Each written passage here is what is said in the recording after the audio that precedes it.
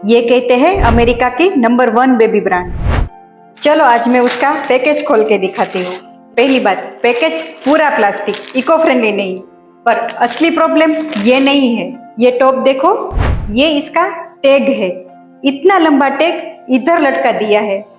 ये बेबी की स्किन पे कितना इरिटेट करता है। नंबर 1 ब्रांड ये सिंपल चीज क्यों नहीं समझती। ऐसा भी नहीं है कि हम इसको कट कर सकते हैं।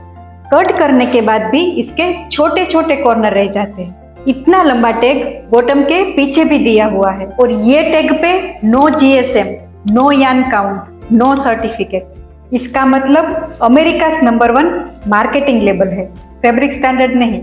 जो बात नंबर 1 अमेरिकन ब्रांड नहीं समझ पाई वो मैं समझ गई, इसीलिए बामरी बर्न हुआ। अब इंडियन पेरेंट्स को बाहर के कपड़ों के पीछे नहीं भागना पड़ेगा, वो यही मिल जाएगा। पहली बैच मेड टू ऑर्डर है, लिमिटेड स्टॉक है। बामरी इनर सर्कल में जो है उन्हें मैं पहले बताऊंगी। To join our wait list, link in the bio.